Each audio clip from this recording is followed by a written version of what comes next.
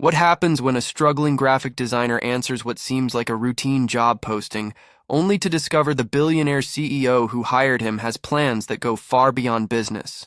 This is a story about unexpected connections, hidden vulnerabilities, and the courage to love against all odds.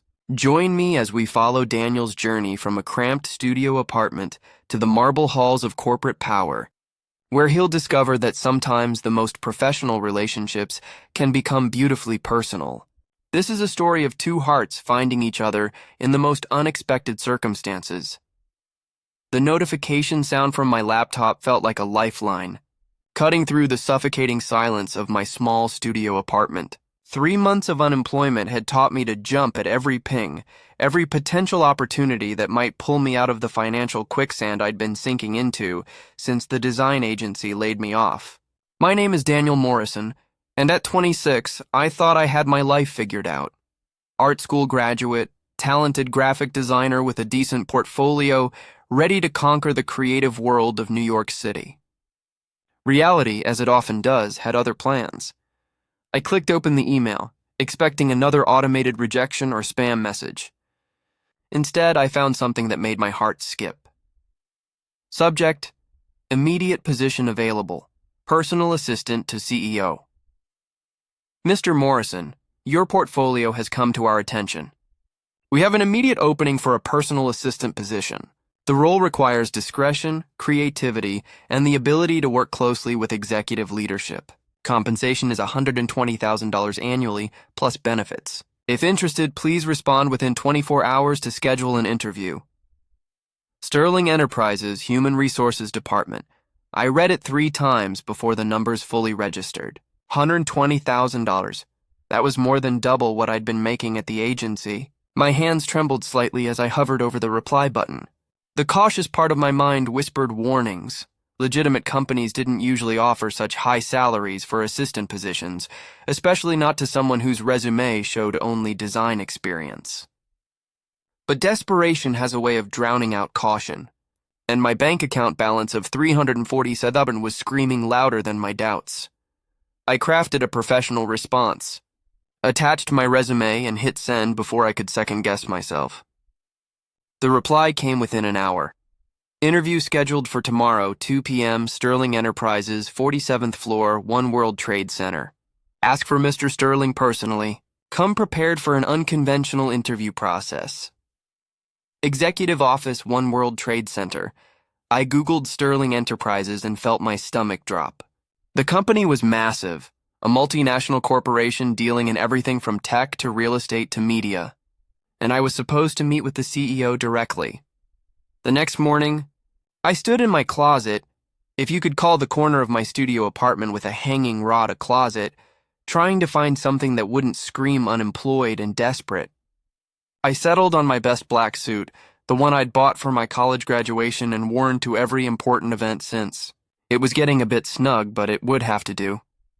The journey to One World Trade Center felt surreal.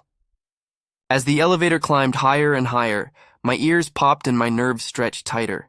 When the doors opened on the 47th floor, I stepped into what felt like another universe. The Sterling Enterprises executive floor was all marble, glass, and understated luxury. Floor-to-ceiling windows offered a breathtaking view of Manhattan, and everything, from the furniture to the artwork, whispered money. Old money. Confident money. The kind that didn't need to show off because everyone already knew. Mr. Morrison. A perfectly polished receptionist looked up from her desk. Mr. Sterling is ready for you. Conference room A, just down that hall. My footsteps echoed on the marble floor as I made my way to the indicated room. I knocked twice and heard a deep voice call, "Come in." Nothing could have prepared me for Leo Sterling. He stood with his back to me, framed against the massive window that filled the far wall of the conference room. Even from behind, he commanded attention, tall, broad-shouldered, dressed in a charcoal gray suit that probably cost more than my rent for 3 months. When he turned around, it felt like the air had been pulled from the room. Leo Sterling was beautiful in the way marble sculptures are beautiful, sharp, deliberate, carved to perfection. Dark hair with threads of silver at the temples, piercing blue eyes that seemed to look straight through me, and a jawline that could have been designed by an artist. He was older than me, maybe late 30s, but age had only refined him into something quietly magnetic. Mr. Morrison. His voice was smooth, cultured, with a faint accent I couldn't quite place. Thank you for coming. Thank you for the opportunity, Mr. Sterling. I managed to keep my voice steady as I stepped forward to shake his hand. The moment our palms met, a strange current ran up my arm. His grip was firm, warm, lingering just a second longer than protocol demanded. When I looked up, I caught something flicker in his eyes. Interest, recognition, something I couldn't name. It made my pulse quicken. Please sit. He gestured to one of the leather chairs around the polished table, then took the seat across from me instead of at its head. It felt unexpectedly intimate, closer than a normal interview. I have to admit, I said, trying to break the tension that buzzed in the air, I was surprised to receive your email. My background is in graphic design, not executive assistance. A faint smile tugged at his lips. Yes, I know. I've reviewed your portfolio quite thoroughly. Your work for the Meridian Gallery exhibition was particularly impressive. I blinked in surprise. The Meridian Gallery piece had been a small, underpaid project from 2 years ago. For him to mention it meant he'd done his homework, serious homework. Mr. Morrison, may I call you Daniel? I nodded. Daniel, I'll be direct with you, he continued, his tone calm but intense. The position I'm offering isn't exactly a traditional personal assistant role. My stomach sank. Here it comes, I thought. The catch, the reason the pay was so high. What I need, Leo went on, his eyes never leaving mine, is someone who can accompany me to various business and social functions. Someone intelligent, creative, articulate. He paused, choosing his words carefully. Someone who can hold their own in high society settings. You mean like a date? The words slipped out before I could stop them, and my face flushed. Instead of being offended, his smile widened slightly. In a manner of speaking, yes, he said lightly. Though I prefer to think of it as a sophisticated social partnership. I stared at him, trying to process it. Mr. Sterling, I'm not sure I understand. Are you offering me a job or... I'm offering you an opportunity, he said, leaning forward just enough for me to catch the subtle scent of his cologne. Expensive, subtle, intoxicating. I attend countless events, charity galas, business dinners, industry functions. Having the right companion is essential for my image and, frankly, my sanity. These occasions can be unbearably dull when you're alone, but... Why me? I asked, genuinely confused. Surely someone in your position could find plenty of people willing to... Because, he interrupted softly, you're authentic. Do you know how rare that is in my world, Daniel? Everyone wants something, money, access, recognition. But when I looked at your work, I saw passion, real talent. Someone who creates beauty because they need to, not because it pays. Something fluttered in my chest at his words, but I tried to stay logical. This seems unconventional. Everything about my life is unconventional, he said quietly. And for the first time, I saw a hint of vulnerability behind the polished surface, something almost human. The question is, he asked, are you interested? I glanced around the opulent conference room, then back at the man sitting before me, impossibly composed, impossibly sure of himself, offering me more money than I'd ever dreamed of earning. Every rational thought screamed that this was too good to be true, that I was missing something. But as I met Leo Sterling's piercing blue eyes, I realized something that startled me. I was drawn to him, not just physically, though that was undeniable, but intellectually. There was depth there, complexity, something I couldn't quite define. What exactly would this position involve? I heard myself ask. Accompanying me to events, he replied smoothly, usually in the evenings or on weekends. Some may require overnight travel. You'd need appropriate attire, which the company would provide. You'd also assist me with several creative projects. I've been planning to rebrand a few of my smaller companies, and your design experience could be a real asset.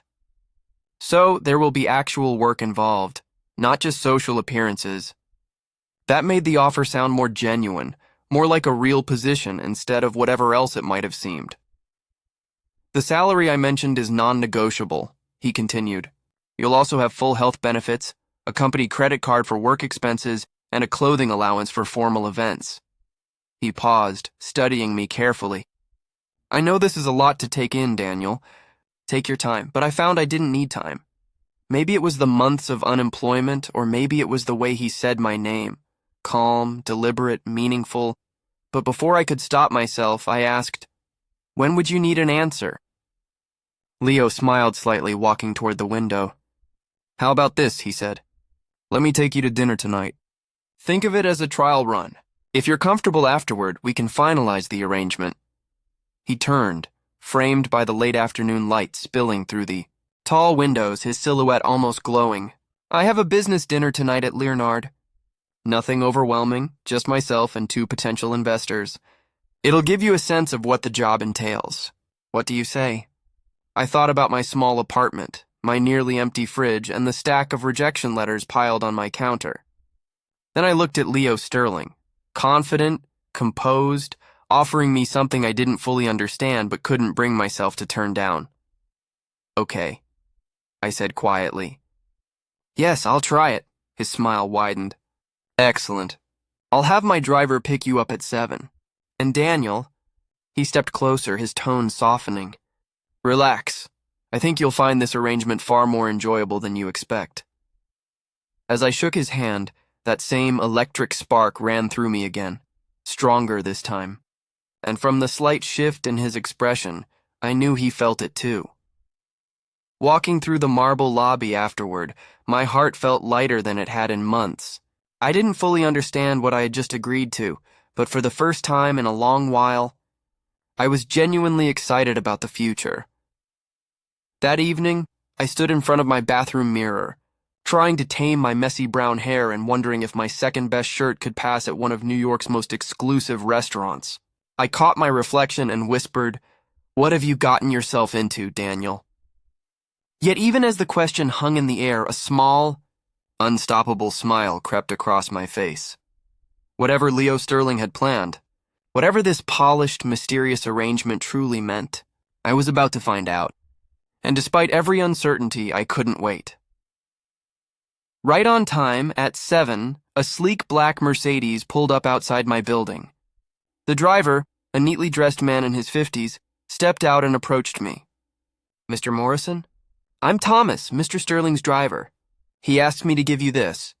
He handed me a garment bag and a small envelope with my name written in elegant handwriting.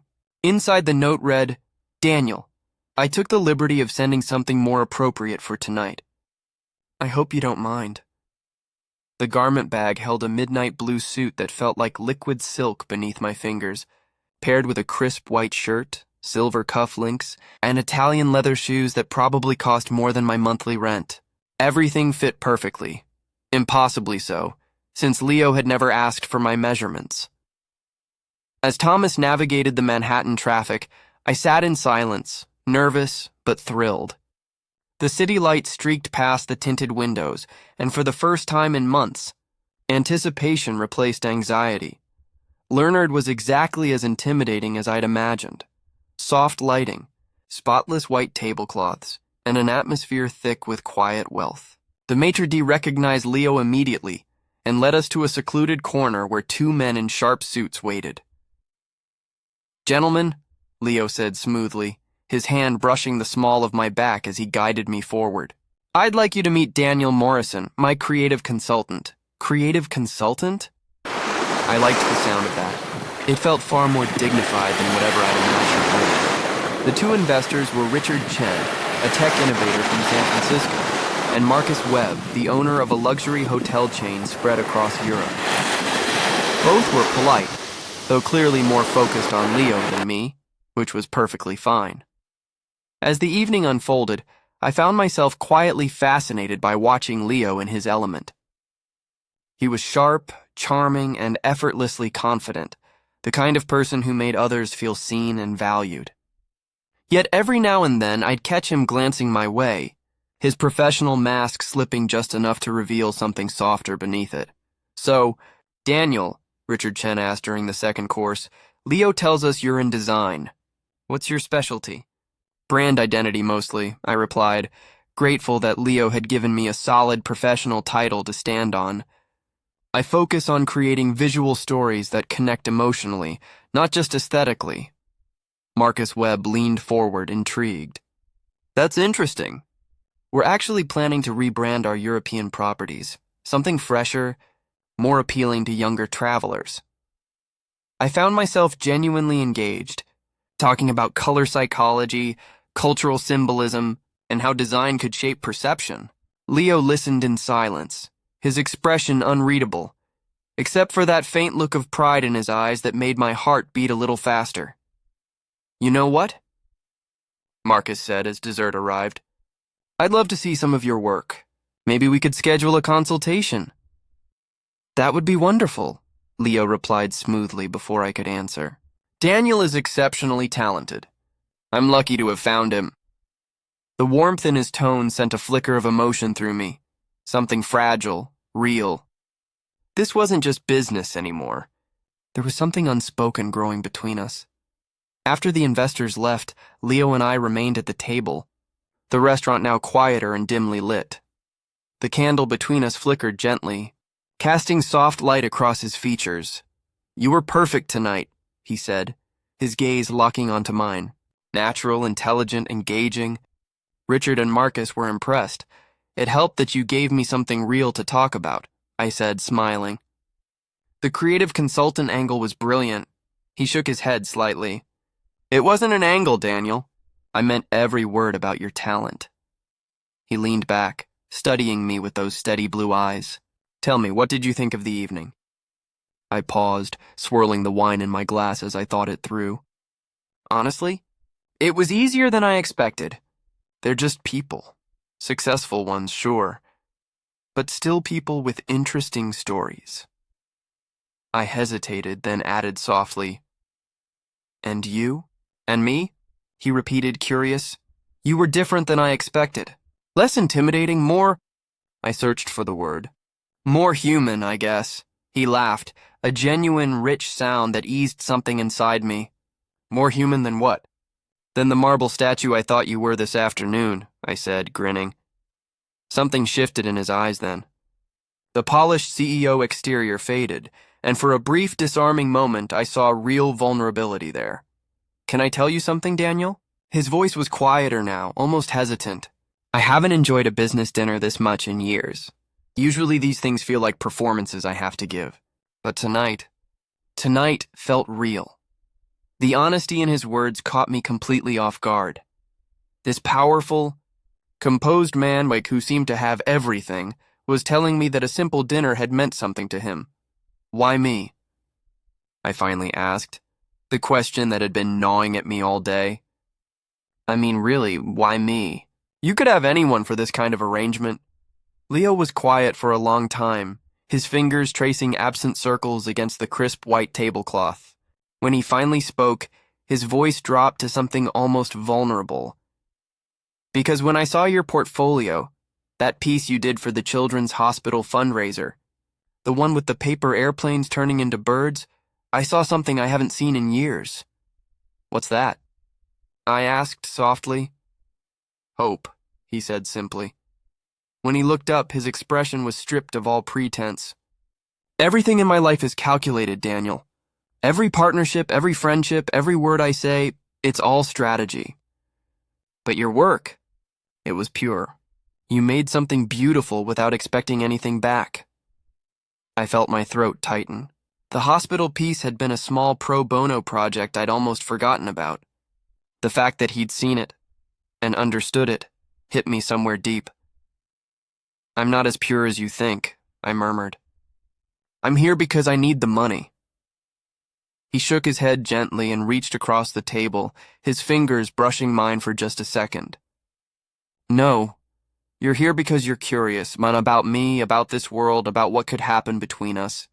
The money just gave you permission to follow that curiosity.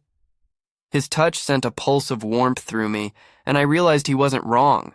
Yes, I needed the job, but there was something else, something magnetic about him that had pulled me in from the start. What are you saying? I asked, even though part of me already knew. I'm saying this arrangement doesn't have to stay professional, he said quietly. In fact, I'm hoping it won't. The restaurant seemed to fade away, the chatter, the clinking glasses, even the music, until there was only Leo, his blue eyes fixed on mine in the flickering candlelight. Leo, I began, but he shook his head, stopping me gently. You don't have to decide anything tonight, Daniel. I just want you to know that what I'm offering goes beyond the job description. And if you're open to exploring that, I'd like that very much. My heart was pounding so loud I could barely hear him. This beautiful, powerful man, someone who lived in a world I could barely imagine, was telling me he was drawn to me. Me, the broke designer in a borrowed suit? I don't understand your world, I admitted. I don't know how to fit into it. Then let me teach you, he said simply, his voice warm but certain. If you want to learn. I glanced around the elegant restaurant, the crystal glasses, the polished silver, the quiet hum of wealth, and felt like I was suspended between two realities.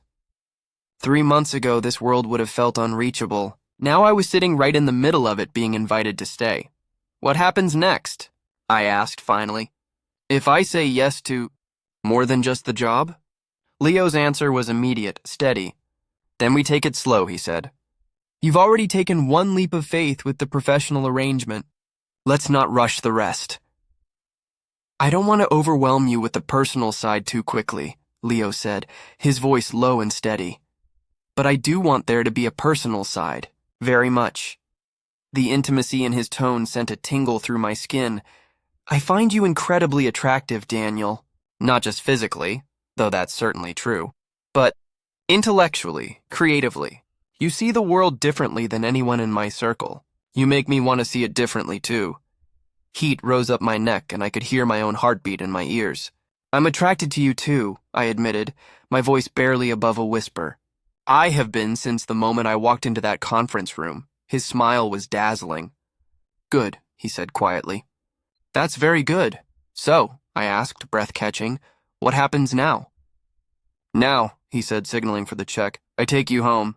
And tomorrow, if you're still interested, we start figuring out what this is, and where it might go. As Thomas drove us back through the glittering Manhattan streets, we sat together in a silence that wasn't awkward, just charged. The partition was up, giving us privacy, and every small detail became magnified. The soft hum of the engine, the faint scent of his cologne, the heat of his body beside mine. Our thighs were almost touching. Almost. When the car stopped outside my building, Leo stepped out with me. Thank you for tonight, he said, standing a little too close. You exceeded every expectation I had. Thank you for the opportunity, I replied, glancing down at the tailored suit. And for this. How did you even know my measurements?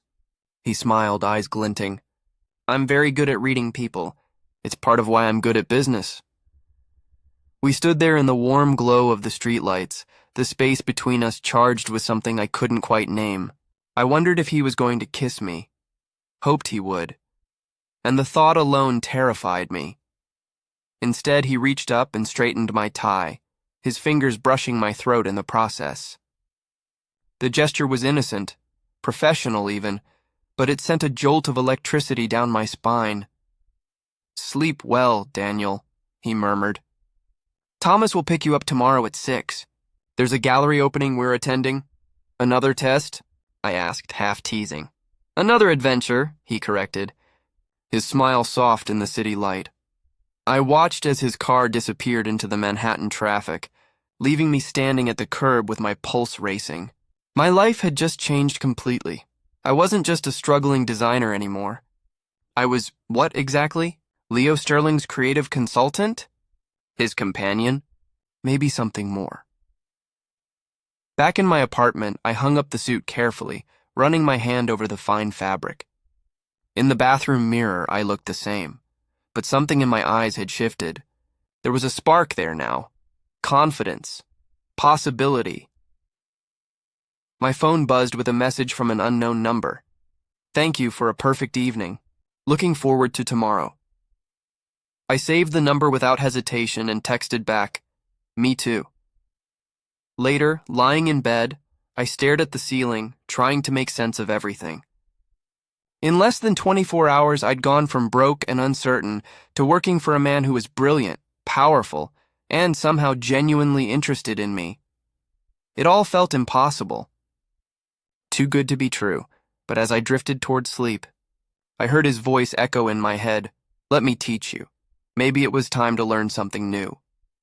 The next evening, the gallery in Soho glowed like a jewel under the city lights. I'd walked past it 100 times, but never imagined I'd be walking in. Thomas opened my door, and Leo turned toward me in the dim light. "You look perfect," he said softly, adjusting his own tie. Tonight he'd chosen a charcoal gray suit for me. Sleek, refined, effortlessly confident. "Remember," he added, meeting my gaze, "you belong here because I want you here. That's all that matters." The gallery was packed with New York's cultural elite. Artists, collectors, socialites, business leaders, all drifting through pools of light and conversation, champagne flutes in hand. Striking sculptures gleamed beneath spotlights, and bold abstract canvases lined the whitewashed walls. Leo moved through the crowd with effortless grace, introducing me simply as Daniel. No title, no backstory, just my name, said with a warmth that made it sound significant. "Leo, darling." A woman in her 40s appeared in a shimmer of perfume and platinum hair. She kissed him on both cheeks with the ease of old habit. Her gown looked like it cost more than my entire apartment. "Vivian," Leo greeted, polite but taut around the edges. "How lovely to see you. And who is this handsome young man?" she asked, eyes sweeping over me like a scanner. "This is Daniel," Leo said smoothly, placing a hand at the small of my back. Protective, possessive, grounding. "Daniel, meet Vivian Blackwood." "Pleasure to meet you," I said, offering a hand. Vivian's smile was razor sharp. "Morrison." The name rings a bell. "Finance? Tech?" "Design," I replied simply. "Oh." Her tone landed like a pin drop, dismissive, amused. "How creative." "Daniel's work is extraordinary," Leo said, his voice suddenly firmer, colder. "He's consulting on several of my projects." "I'm sure," she said, though her eyes glimmered with calculation. "Leo, I was hoping we could talk privately about the Hamptons' house party next weekend." Leo's hand pressed a fraction harder against my back. "Actually, Vivian, Daniel and I were just about to view the featured exhibition. Perhaps another time?" As we walked away, I could feel her gaze drilling into us, sharp enough to cut glass. "Ex-girlfriend?" I murmured. "Ex-fiancé?" he said quietly. "From several years ago, she has opinions about my current choices." A chill rippled through me. "What kind of opinions?" He stopped walking and turned toward me. The room's noise seemed to dull, the crowd fading into background blur. His blue eyes were calm, serious. "Daniel, there's something I need to tell you. My previous relationships, so publicly at least, have all been with women." The words hung in the air. "Publicly?" I repeated. "My private life and public life have been separate for a long time," he said. "It's been easier, professionally out to maintain appearances." I blinked, trying to process it. "Are you saying you're not out?" "I'm saying," he replied gently, "I've never had a reason to be. Until now." Something flickered in his eyes, not fear but resolve. "You need to understand what you're walking into," he continued. "If this becomes more than professional, if we become involved, there will be scrutiny, questions, judgment." My mind spun. I thought of Vivian's calculating look, the photographers outside, the polished people moving around us with perfect smiles and invisible walls. "Are you asking me to hide?" I asked quietly. "I'm asking you to be aware," he said. "I'm not ashamed of being attracted to you, Daniel, or of who I am.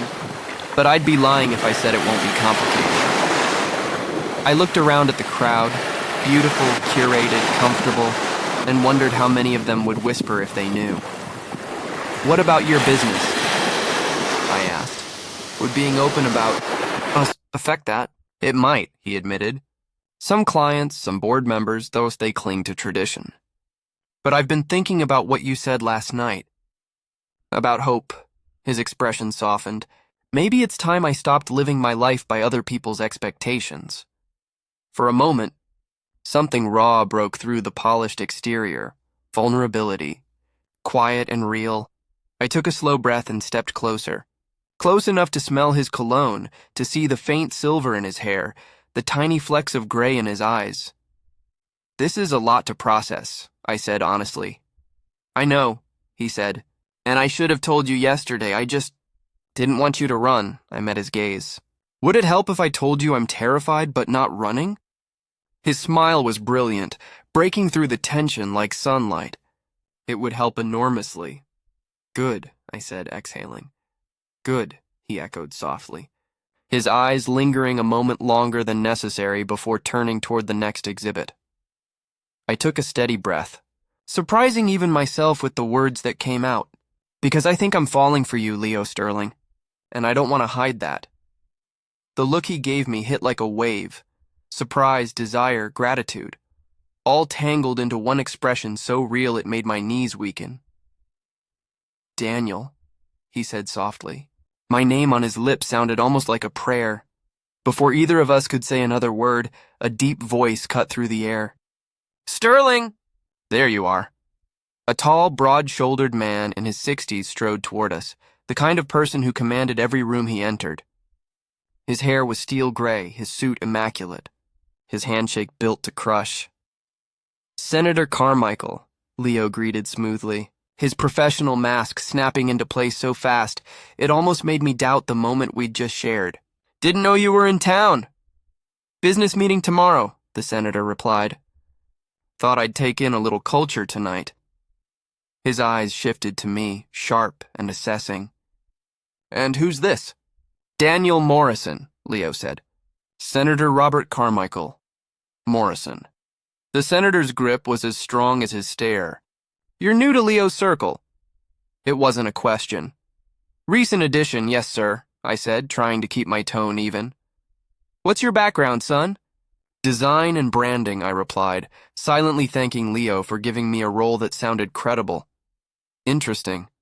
His smile was all politics. Polished, empty, dangerous. Leo, we should talk about the Portland development. There are concerns, of course, Leo said smoothly. Daniel, would you mind getting us some drinks?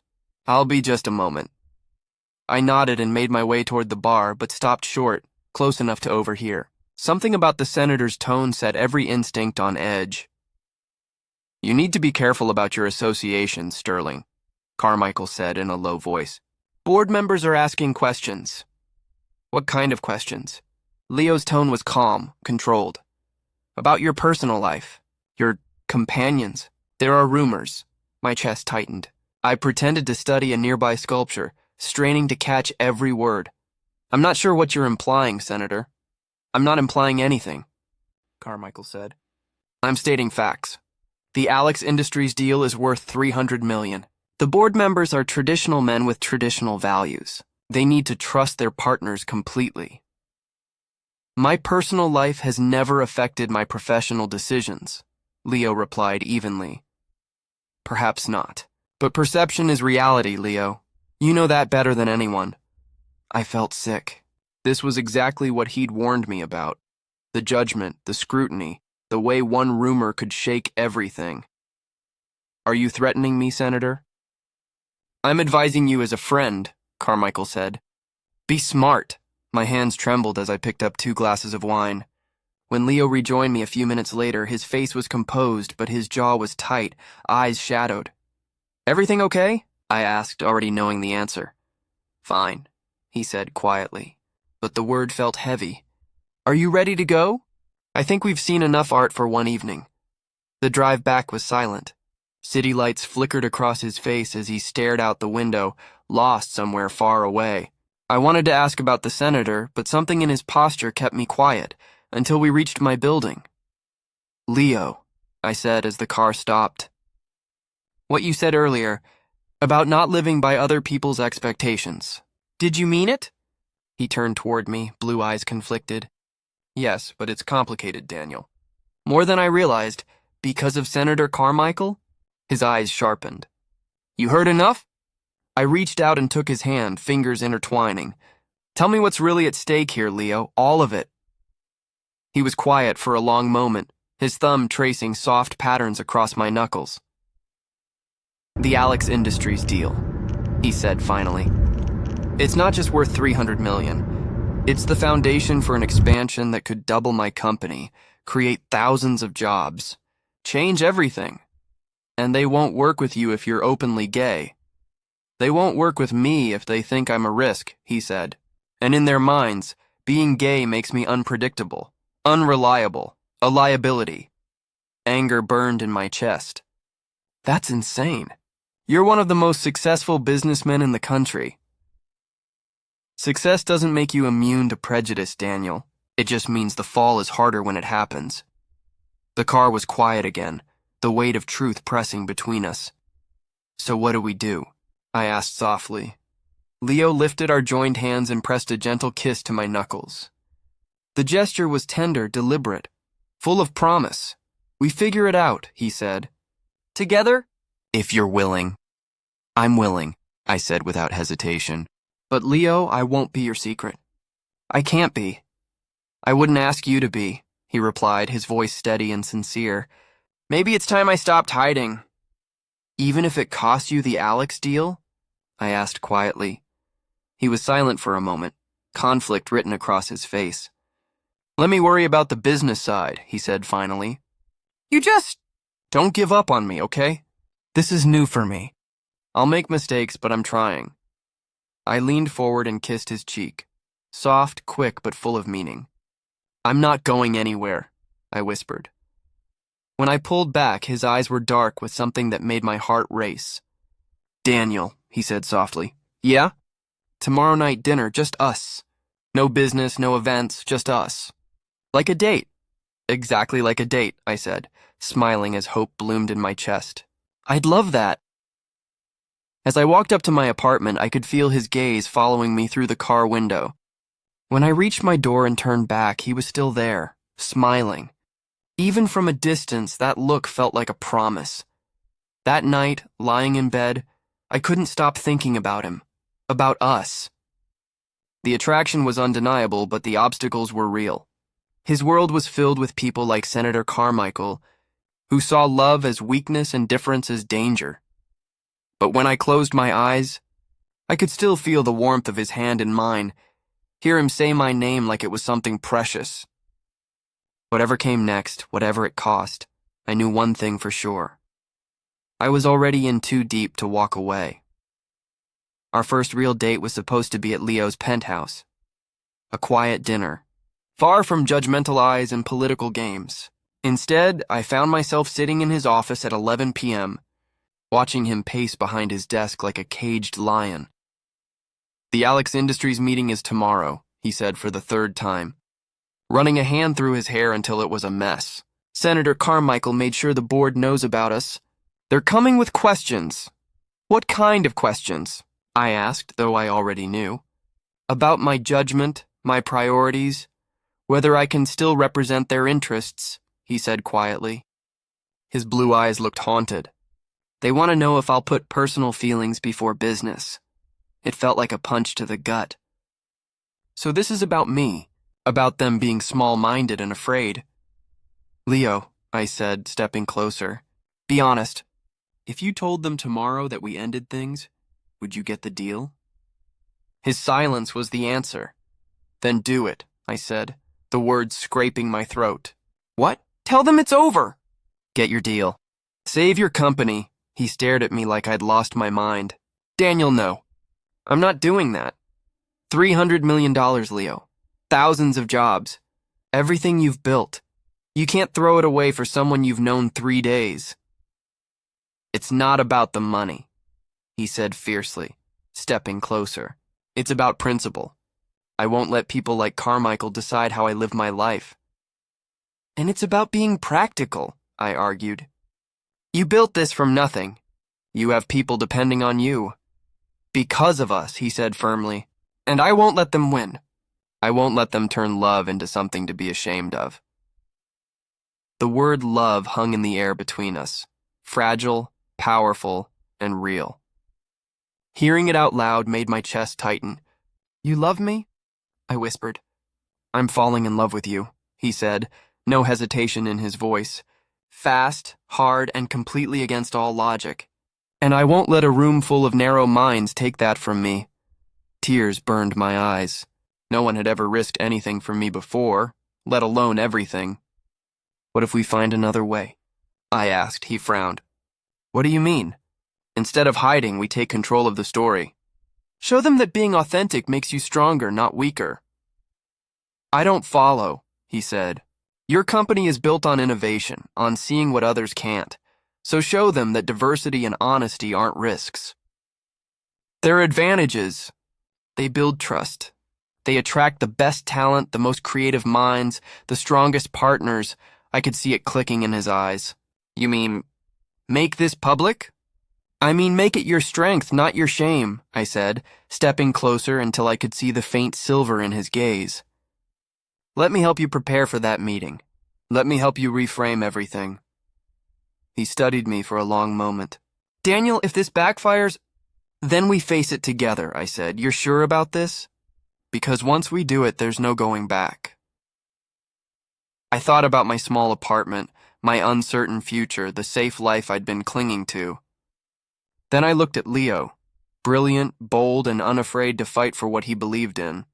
"I'm sure," I said softly. "Are you?" Instead of answering, he cupped my face in his hands and kissed me. It was our first real kiss, soft but hungry, tasting faintly of coffee and promise. And in that moment, I knew. We were already rewriting both our stories. His hands tangled in my hair as I pressed closer, my arms wrapping around his waist. The kiss was tender, desperate, and full of everything we'd been holding back. When we finally broke apart, both of us breathless, Leo rested his forehead against mine. "I'm terrified," he whispered. "Good," I said with a soft smile. "That means it matters." We spent the rest of the night preparing. I helped Leo build a presentation that turned his personal truth into a business strength. We researched leaders who had thrived after choosing authenticity, gathered data linking diversity to innovation, and built a case showing that being himself would make him a better partner, not a liability.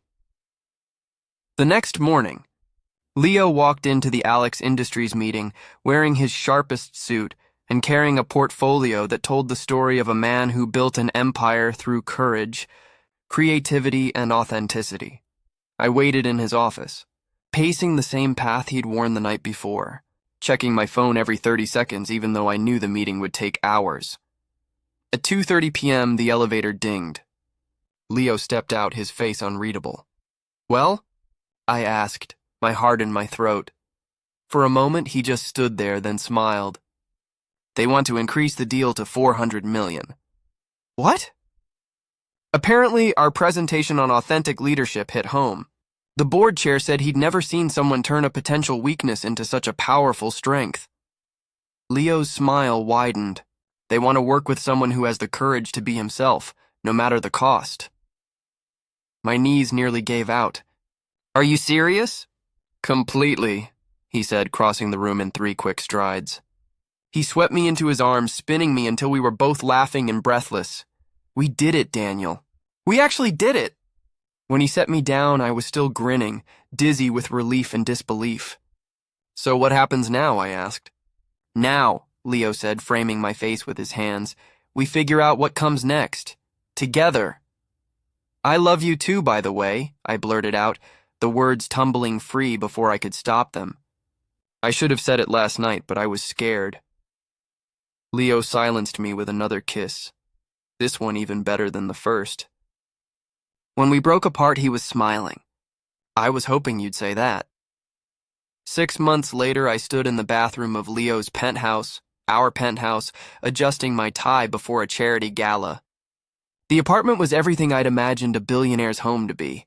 Floor-to-ceiling windows with breathtaking views, original art, and furniture that probably cost more than most cars.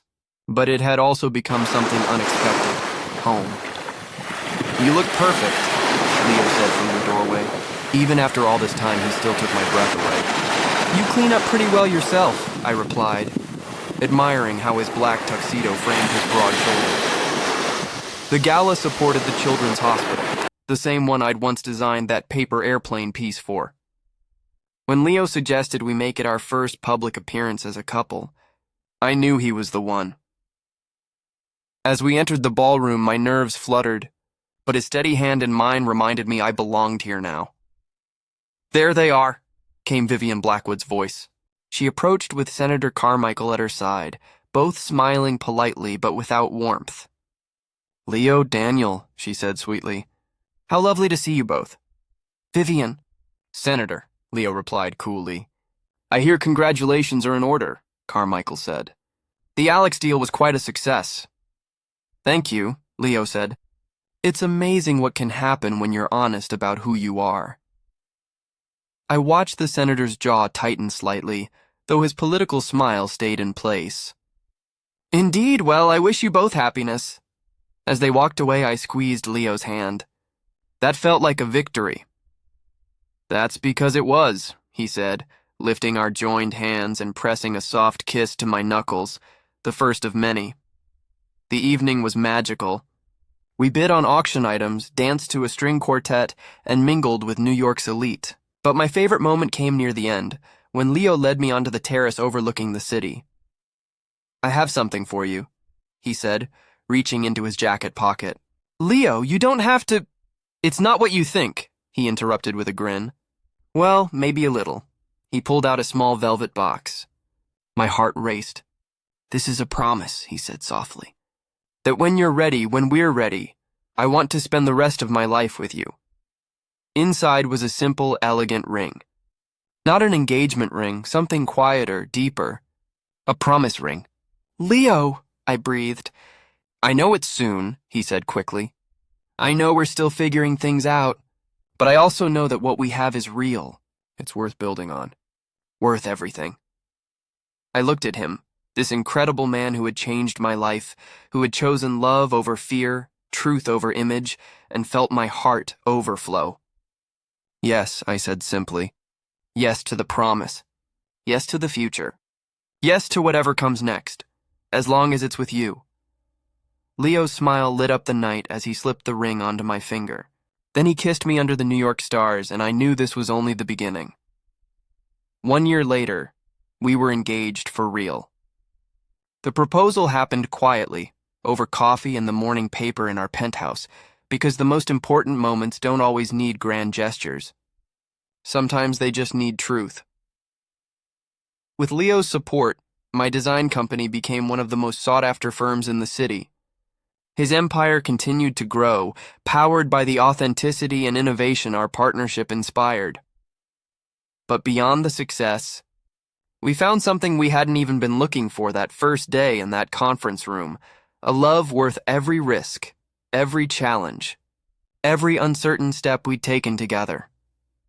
Sometimes the most unexpected interviews lead to the most expected endings. Two people who were meant to find each other, no matter how impossible it seemed. After all, the best love stories aren't about finding someone perfect. They're about finding someone who makes you brave enough to be perfectly yourself. And Daniel Morrison, once a struggling designer, and Leo Sterling, the CEO who discovered that authenticity is the best business strategy, lived exactly that kind of love story every single day.